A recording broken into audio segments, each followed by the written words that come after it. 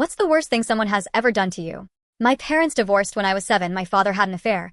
My father remarried and got a new family. My mother remained single and bitter. She still loved him. They always used to argue about whose turn it was to have me.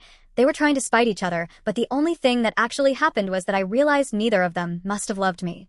One Christmas Eve when I was 14, they were having the same argument. My dad and his new family were staying in a hotel and told my mom they hadn't booked a room for me. I walked to my mom's, and she said it was my dad's turn to have me, and locked me out. I slept in a car park fire hose. It didn't actually have a fire hose in it. I was so fucking scared and cold, skinny kid. I knew I couldn't ask my friends to stay because it was Christmas Eve and already close to midnight by this point. I started to cry when the snow started falling at about 3 a.m. I wish I had known back then that I could have just called the police, but my juvenile brain didn't know that. I went to live in a children's home shortly after that, and honestly I loved it. I still think of my key worker as my dad. He was great. My mother actually lives with me in my house now. I'm a very forgiving person. She became an alcoholic after my father left, so I blame him more. I know that's bad. She was an awful mother, but she was a product of her own upbringing. I wasn't so forgiving with my father because he replaced me.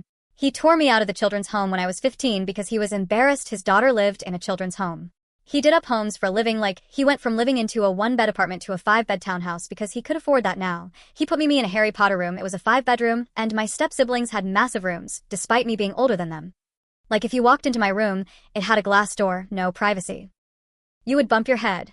I left and went to live in a hostel. When I was a certain age, can't remember, my father bought my mother out of my 3-bed childhood home.